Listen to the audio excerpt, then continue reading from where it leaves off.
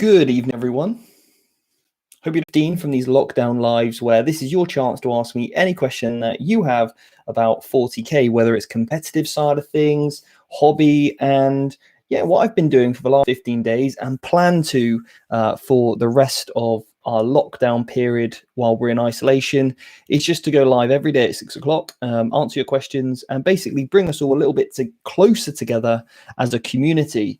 We've had some fantastic discussions. We're seeing familiar faces. This is going to be quite a challenge. I've never, ever done this before. I've never gone live every single day with any of the businesses that I've ever run before in the past.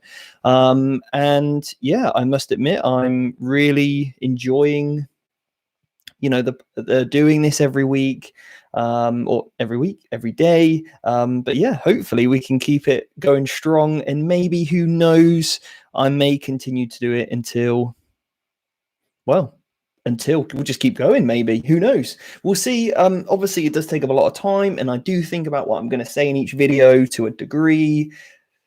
Edited the podcast, got that out. So the podcast is now live where myself, Jack, and Chris all talk about orcs. We then answer your questions as well after that. So we discussed orcs from the new Psychic Awakening. Jack is a budding orc player. Chris is an experienced orc player. So I think it was a good base, and it was a very, very funny episode to record. We had a really good laugh doing it, and probably one of my favorite podcasts to date, actually. I must admit, it's definitely up there with one of my favorite. Jack was absolutely brilliant at the end. Really just came out with just a couple of great liners. So yeah. Anyway, today, as Brian's mentioned, we're going to be talking about Faith and Fury. So the goal was to talk about this yesterday, but I didn't get around to it. So anyway, recorded that podcast. And let me finish off my day, Brian, before I get into this. But yeah, did that. And then what else did I do? After that, I did some emails, went into the garden, did a workout, was really happy about that. So yeah, the workout was fantastic. Did like a little upper body session. First time I've done that in about a week. And it was hard, but really enjoyed it. Felt great afterwards. Had some lunch. I'm really starting to watch what I eat now, actually. I'm cutting back on a little bit because, starting to gain a little bit of body fat, which I don't really want to do. So, yeah, just cut my calories down a little bit. Now my body's obviously adjusted to this sort of isolation.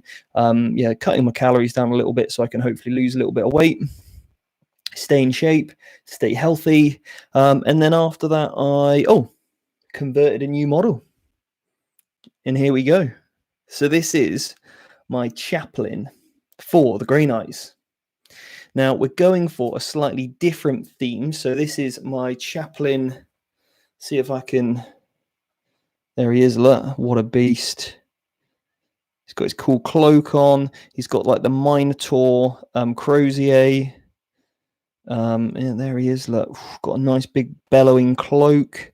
So that is Grey Knight Chaplain right there. He's got a big old dirty Stormbolter there. That's off a Custode Dreadnought. Looks pretty fat, so I thought, yeah, that'll do. His head pivots as well, and then his arm pivots, so I could have like different poses because I've just pinned the arm. So yeah, he can change. So that's Chaplain, Brother Captain, or Librarian, whichever one I want to roll him as. Then we've got Castellan Crow. Yeah, got a mean looking helmet on. So we're really going for sort of a bit of a Spartan feel. And then I love this model. So this is Drago.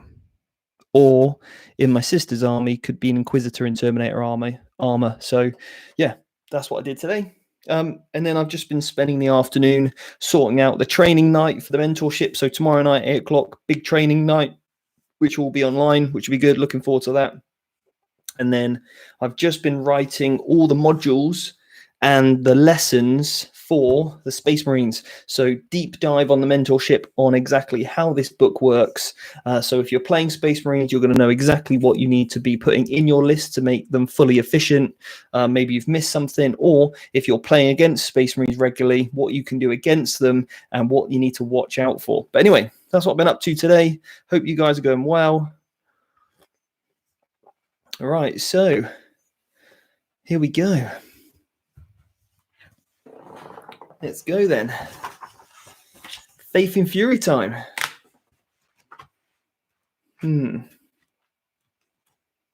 Oh, and also thanks for all the positive messages I've received, whether it's on Instagram or Facebook, about what I'm doing here. So yeah, guys, it's a real pleasure. So anyway, Faith in Fury. We're talking chaos. We're skipping over marine stuff, and we're going to just dive in to Iron Warriors. Okay. Right, here we go.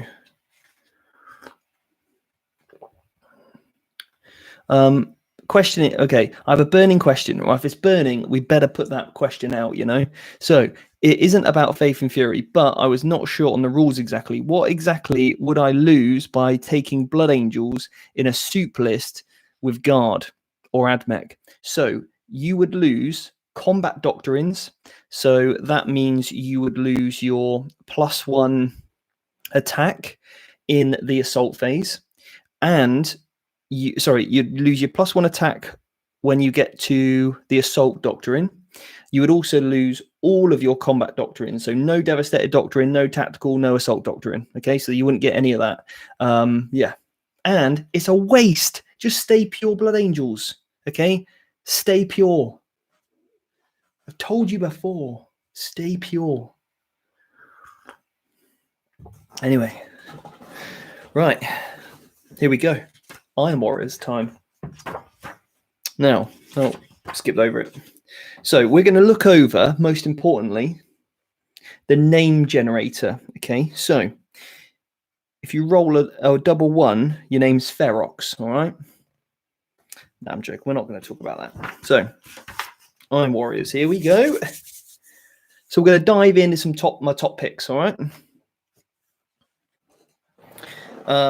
One of the warlord traits. Now, basically, these guys. Where is their ability? It doesn't say. That's annoying. I believe they ignore cover, Iron Warriors. I think that's what they get.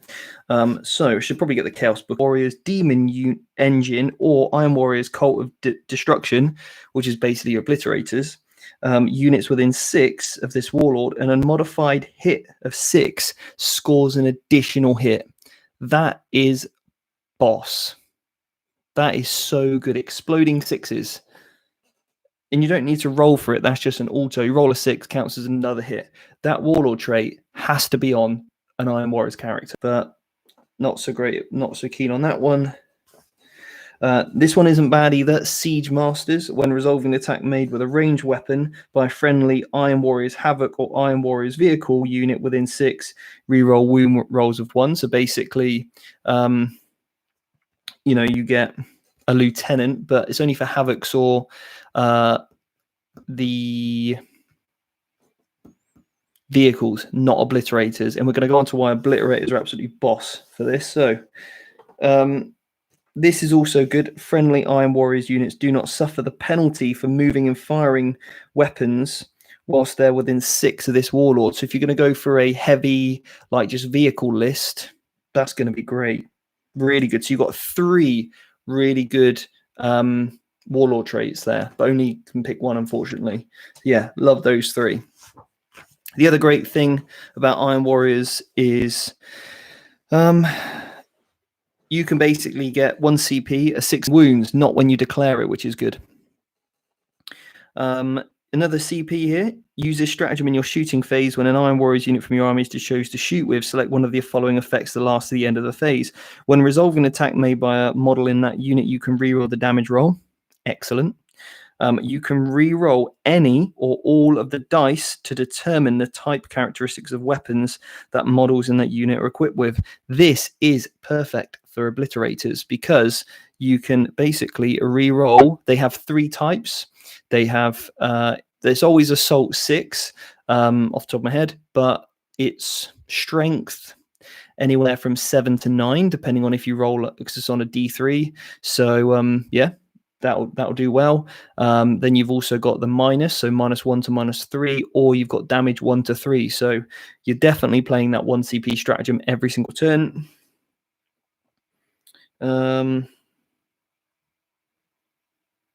You can worsen the AP by 1, so you can basically 1 CP. You worsen the AP by -1, and obviously that probably would stack when resolving attack made with that. So that would stack with the Warlord traits. You could ignore -2, but you have to be touching cover. It's quite good. So if your obliterators are on a piece of cover there, they're going to ignore -1 and -2 if you've got that Warlord trait, and you've also got the that CP. But then you're losing your exploding 6s. So do you go for durability or do you go for damage output? But already, guys, I'm torn, and if I'm a torn player, it means there's some tasty combos in this book. Yeah, so I really like Iron Warriors. Automatic regain 3 wounds on a vehicle. That's okay for 1 CP. Cheap as chips. Use this stratagem in the shooting phase or fight phase when you choose an Iron Warriors unit from your army to shoot or fight with. Select 1 enemy vehicle unit until the end of that phase. When resolving an attack made by Iron Warriors, you can reroll the wound roll for 1 CP against vehicles. Enemy vehicles, reroll wounds. Amazing. Like, that's so good. That's like 1 CP Doom. So good. So basically, you stick that on your obliterators, so now they're re-rolling wounds for 1 CP. And then you've got use this stratagem in your shooting phase or the fight phase when you select an Iron Warriors Obliterator or Iron Warriors Mutilator unit from your army to shoot or fight with. Until the end of the phase, you can re-roll any of the D3 maids for the flesh metal guns. Amazing. Yeah. So good. So good. Use this stratagem at the start of your opponent's shooting phase. This is another amazing stratagem. Select 1 Iron Warriors infantry unit from your army and select 1 cultist unit that's wholly within 6 of that unit. Until the end of the phase, enemy models cannot target the Iron Warriors infantry unit if the selected Chaos Cultist unit is closer. So basically, you have to kill the cultists before you kill the obliterators or whatever. Big units of 20 of them to fill out your battalion. Great. Yeah, and then something about Imperial Fists over here. But essentially what we're looking at is, yeah, some really, really good combos there. We'll have a quick look at their relics. I'm just going to pick out the decent ones. I'm not really interested in weapons or anything like that. I'm just looking for things that are going to bolster units. I mean, this... yeah, there's nothing actually there that really is jumping out to me. So, yeah, we'll probably leave those alone, to be honest. So I probably wouldn't take a relic from the Iron Warriors. I'd probably make it from another Legion, but that's Iron Warriors. We'll have a little cheeky... So if you guys got any questions on that, please let me know. Now, just to clarify, I believe when you reroll any of the dice to determine the type characteristics of weapons that model is equipped with, I'd have to check the obliterator keyword, okay, to see if it is type, or otherwise you would use the other one anyway. So you can still do it. Yeah.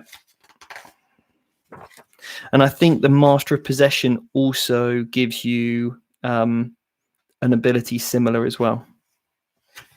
So I'm not gonna, I could talk about Alpha Legion, but they've got so many good things. Let's have a little look at something a bit different. Emperor's Children, okay? I just think these are so cool, Emperor's Children models. So, yeah, I mean, in Iron Warriors, Lord of Skulls are good. Probably Kaitans. Yeah, obviously your Disco Lords are great as well. I mean, when you combine that with the Vigilus detachment as well, you can get some crazy combos. Like you can get advancing in charging, like Kaitans and stuff, which is just so good. Yeah, so many great little combos from Iron Warriors. I think there's definitely some good play there. getting +1 to hit from the Lord D, then getting the reroll misses for moving. So now you could run 3 Defilers, 3 Mortifiers with a Lord Disco nearby, maybe chuck in some Chaos Lord nearby with that Warlord trait, or you put that on your Lord Disco anyway. No, you want it on a character that can't be shot, but yeah. +1 to hit, so then now hitting on 2s now. Oh, crazy good. So, let's have a look at this. Emperor's Children. Any good Warlord traits here? Let's have a cheeky little look. Yeah. No, nothing really good. So, we're not taking any Warlord traits. The Remnant of the of Margaret. So, they get the Remnant of Margaret. Priest model only. Once per battle, instead of chanting a prayer, a model with this relic can broadcast the Remnant of Margaret. She must be real mean, Margaret. Until the end of that battle round. Now remember, that's your turn and theirs. When resolving an attack made by a model in that friendly Emperor's Children unit within 6 of a model with this relic, you can re-roll the wound roll. 4 re-rolls to wound for an entire battle round within 6 of this priest. That is incredible. Just let that soak in, okay? So we're definitely taking that relic. But you're not going to worry about Overwatch because you ain't charging with your Emperor's Children. Now remember, your Slanesh, you have to be Slanesh, which means you get the other stratagem, 2 CPs, fire twice. Great. And you can go Veterans of Long War, +1 to wound. So not only can you +1 to wound on a unit, you can fire it twice, and also you're re-rolling wound rolls. Really, really good.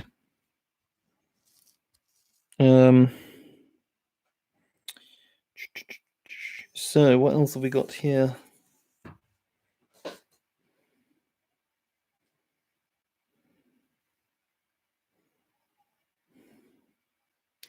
Now, there's something interesting here. The excess violence. Use this stratagem in the fight phase when you choose an Emperor's Children infantry unit from your army to fight with. Until the end of that phase, if an attack made by a model in that unit destroys an enemy model, the attacking model can make 1 additional attack with the same, against the same unit in the same weapon. So that not only means that. Let's have a little look at the Noise Marines. Noise Marines are troops for Alpha Legion, and they have a really cool ability. I'm just going to go and grab their codex, and I want to tell you what that is, because when you combine these 3 things together, it's going to be crazy good. So let me go and get it.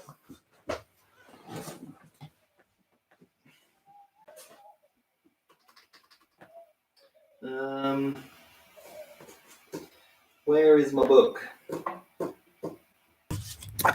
Now, let's have a little cheeky look at this.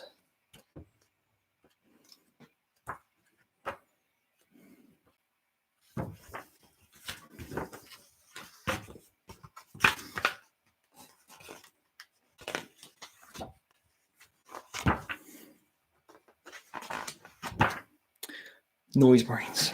Okay. Settle down, guys. Grab your coffee. We're going to talk about Noise Marines.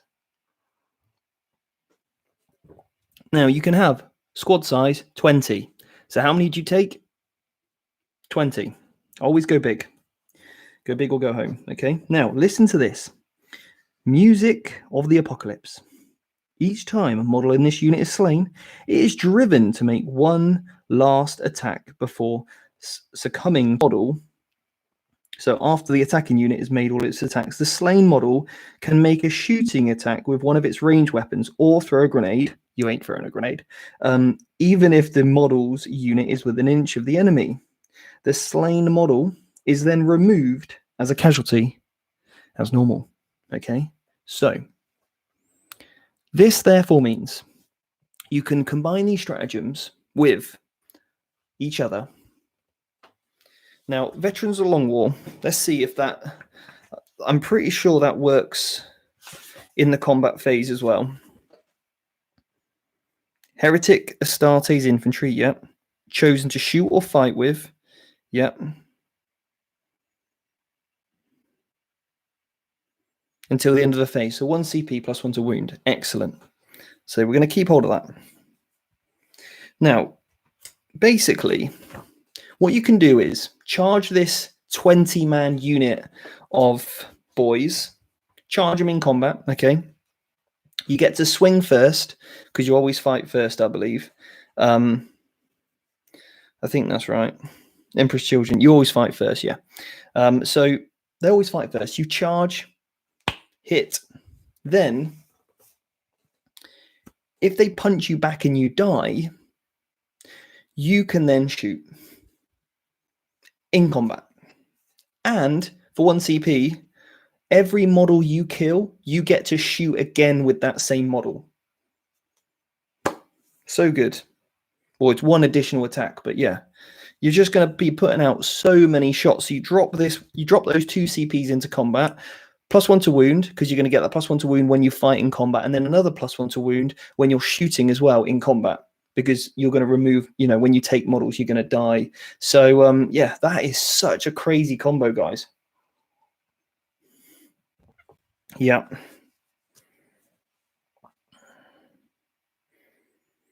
One CP, heroically intervene within 6. That's great for not getting wrapped and trapped with a character. Use a stratagem after charge. You can change the result. This is amazing. 1 CP. Use this stratagem in the charge phase after making a charge roll for an Emperor Children / unit from your army. You can change the result of one of the D6 to a 6. So that means coming in from Deep Strike, you only need to get a 3 on 1 dice, and you're in the combat. That's mental. That's crazy good. That's like, I wish Sisters had that. Because that's like miracle dice, and they're so good. So good. Use this stratagem in your shooting phase when an Emperor's Children Noise Marine unit from your army's chosen to shoot. Until the end of a fade, add plus 1 strength and damage to their blast masters, sonic blasters and doom sirens. So we'll have a quick look at their general weapons. Let's go back to that page real quick. Now, we're just going to run this through. They get Blastmaster is their heavy weapon, so they've pretty much all got a Sonic Blaster, which is Assault 3, and Strength 4, so it's going to become Strength 5, and it's now 2 damage, but you don't get cover, although it's no minus. So this means that you're going to have 20 models with 3 shots each. Yeah, that's 60 shots. You're going to fire this twice. That's 120 shots. And you're going to reroll all wounds. Then you're going to charge in combat, fight, and when you die, you get to shoot again. So in 1 single battle round, you're going to basically get 120 shots with plus 1 to wound. And then if you die into a combat and you self-sacrifice that unit, that's another 60 shots getting popped off. It is crazy good, guys. Crazy good. So 180 shots, all with plus 1 to wound, and it'll cost you about 4 CPs to do the lot, 4 to 5 CPs. But with those 180 shots, you're going to clear up most of an army in a turn. That is a game-breaking move right there. Yeah, love it. Absolutely. And their troops as well. Absolutely fantastic. So yeah, guys, I'm going to leave that there. So we've covered 2 of these today. Let's cover some more tomorrow. I'll have a little look at the word bearers tomorrow, and also the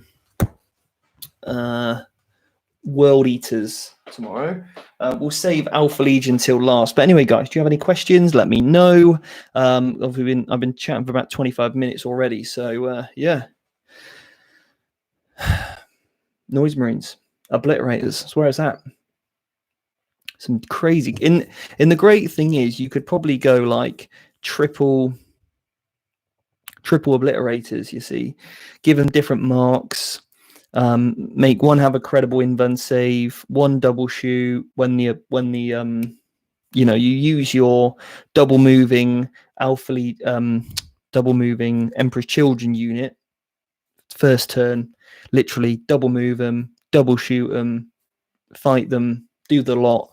shoot when you die. So and then when your blitz come in later on, then they go crazy as well. So anyway, Josh has had a question, so I'll go through the chat and answer any of your questions now. Brian looks like he's been doing a good job as always. If you're wondering who Brian is, basically Brian is one of the Vanguard Tacticians. He is graduated from the mentorship program and is responsible for taking me out to SoCal last year, organizing the masterclass that I did recently. So yeah, that's been good. And also Brian runs a shop over in Utah, which I believe ships to the rest of the United States. And that is Paragon City Gaming. I think that's right, Brian. Please put a link in. So if guys, if you want your gaming goodies, then obviously check out Brian's shop. It's incredible, great place as well. I wish I lived closer so I could go there every day. Really do. And also you can get some incredible dice from D6 Dice as well, and Brian's will share the links for that as well, which are the two. Question. Thought on having a third party balance the game for competitive instead of GW, sort of like ITC, ETC. Yeah, I think I covered this the other day. And basically the ITC and the WTC do actually play test for GW anyway. So it is being pretty well balanced. The game of 40k is very well balanced, in my opinion. So in it, you can see how it's constantly evolving. For the amount of models, rules that are out there, I think GW doing an incredible job to keep it as balanced as they have. The Iron Hands one, I'm really pleased that came out of the blue before. I was expecting it to come out about now, so I'm really happy that came out. So yeah, when the big FAQ came out, so they nipped that in the bud. And I like the way that they did it with Iron Hands. They gave him a quick nerf, wasn't enough, rather than going all in on it. And then they've obviously brought down Marines completely. Oh, not completely, but they've brought them down to still a good level. Marines are still a top tier army, but now it's a lot more thematic as well. So I really like what they've done there. Wooden Spoon, welcome.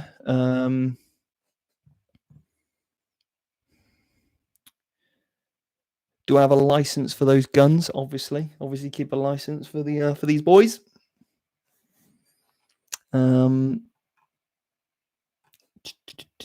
Stormbreaker. That's a cool name. I have a burning question. Oh, we've already covered that one.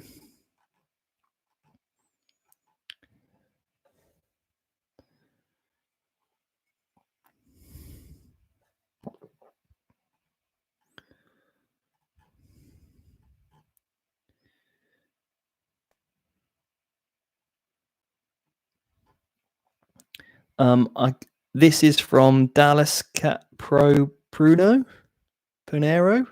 Hope you're doing well. A lot of Asians are big fans of you and hate the Tau. Well, always appreciate any fans. Yep. But I don't hate the Tau. I really don't. Yeah.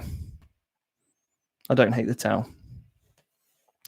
I actually really like the look of a Conclave Farsight Conclave army. That looks wicked. So if I was to do Tau, that's definitely what I would do.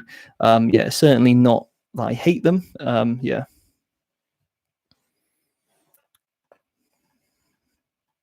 Anyway, guys, please let me know if you've got any more questions. How many impulsors are too many impulsors? I don't know if I'm a real fan of impulsors, but maybe any more than 4 or any more than 3. Sorry. Yeah. They need an update. Emperor's Children. Yeah, I think a new model range would be nice for the Emperor's Children, but I think there are some pretty cool Forge World ones. Coach James has said Master of Possession allows obliterators to reroll their flesh mortal guns and also reroll hits and wounds of 1. Yeah. Yeah, that's true, actually. With the new Fabulous Bile, maybe we will see new Emperor's Children models, and that would be sick. Sign me up, GW. Yeah, we'll be getting a new VT army straight away. Yes, I made it to 1. Question, what do you think is better, Mailee army and why? Grey Knights or Blood Angels? Blood Angels. Absolutely Blood Angels. For Mailee, yeah, Blood Angels. They're quicker, they hit harder, and there's more units to hit. Out of the two, on paper, Blood Angels, I think in that matchup should get it. I think the Blood Angels should beat the Grey Knights. Depends on the mission, terrain, etc. But yeah, on the whole, I think they slightly edge it in that matchup.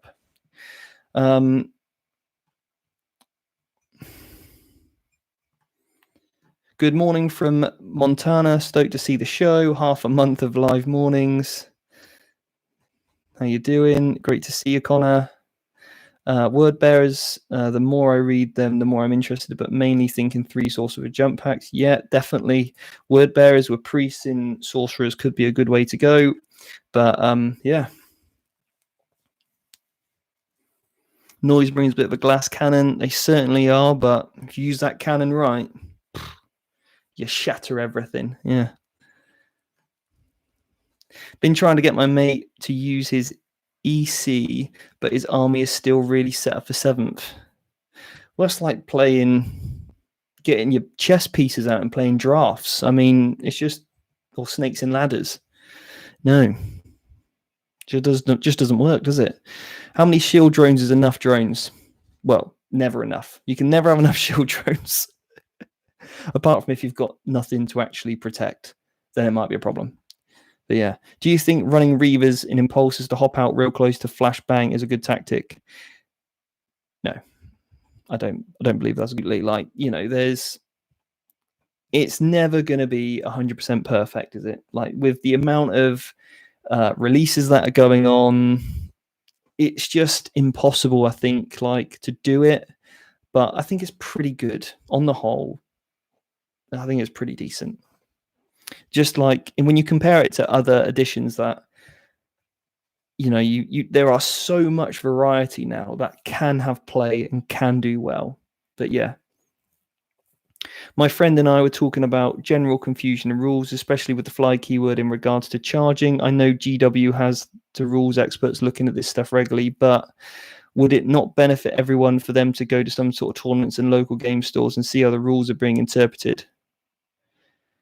Well, there isn't like, let us know what your confusion is and I can maybe help you. But yeah, the fly keyword still works in the charge phase in regards to jumping over enemy models and your own models, but not terrain. Okay. So that's kind of how that works.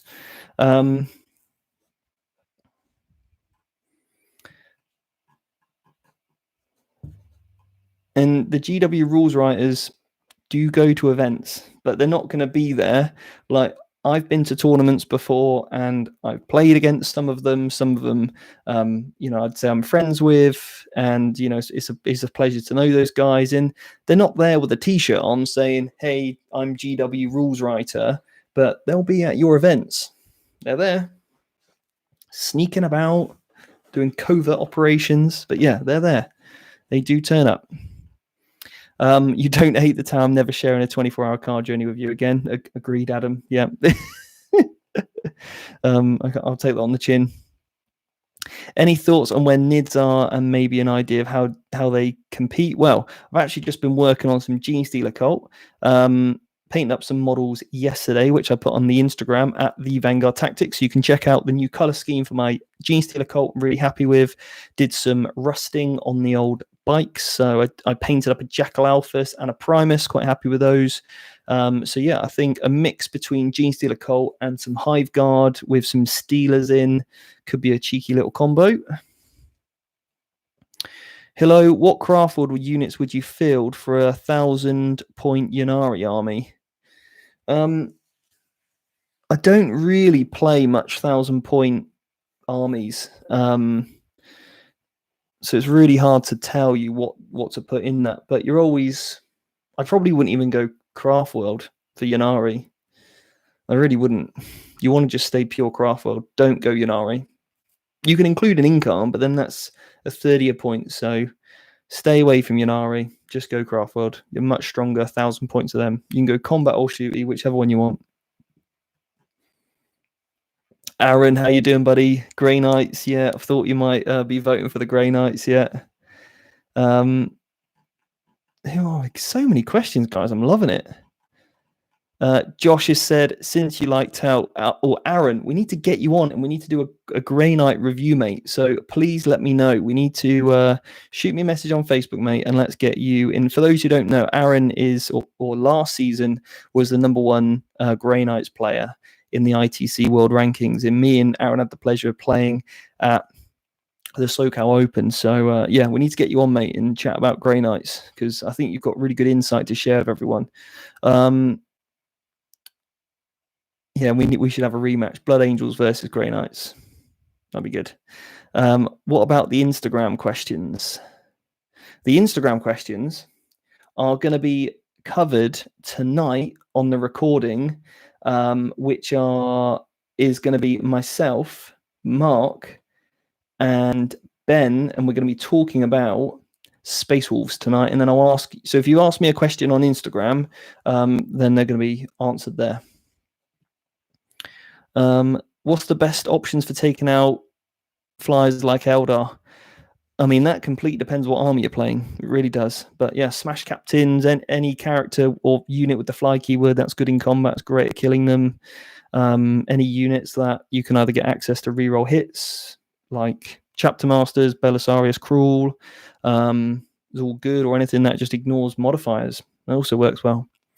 Played 2nd edition in 96, started collecting again in January, loving it. Brought a Storm Talon. Is it competitive with las cannons or any good in general? Yeah, it's pretty good. I'd run that as Iron Hands and run it with the custom trait to reroll a hit, reroll a wound.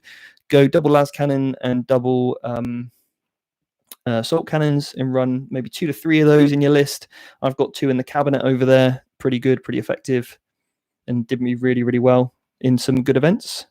Had some good results. I won an RTT with them, and also I came 4th or 5th at an 80-man event. So yeah, went 4-1. Only lost to Ben Jones, who's also on the Vanguard Tactics coaching team. So yeah, he seized on me and then got me. Yeah, knocked me out of the runnings. First time on the stream. How are you holding up? Pretty good. Yeah, honestly, I'm doing pretty well, thanks. Like I said, I do look forward to these 6 o'clock. So in chat. So we're going to chat more tomorrow. We'll take a little look at the word bearers tomorrow. Or I might even mix it up completely and we'll look at a different book. But who knows? I think we got so many days left, so many books, loads of content to cover. So yeah, going to be recording the podcast later on the Marines. And if you want to see that orc list that I spoke about, it's now on the blog page, www.vanguardtactics.com/blog/EP11. And you can check out that orc list. It's Chris's orc list. It looks spot on. So you combine that with what I said the other day and the podcast, and you've got a really good orc list as a base to work from. So go and check that out and get your hands on that orc list that I mentioned the other day. Anyway, guys, take care, and I'll see you tomorrow at 6 o'clock. And remember, if you like the channel, please subscribe. And also, if you haven't done so, turn on notifications. So then when I do go live or do release a video, it just pops up on your iPhone, new video from Vanguard Tactics, which is great. So you won't never miss one. And also, you know, if you like the video, give it a like and share with your network. You know, I'm in a few friends groups on Warhammer stuff, and they didn't even know that I go live at 6, and they've always got questions. They're asking each other all the time, 40k questions. So yeah, guys, just tell your friends, share it with your network, and let's try and raise the standard of the game, both on the tabletop and off it as well, which is, you know, what I'm all about. So anyway, guys, take care, and I'll see you tomorrow at 6. See you later.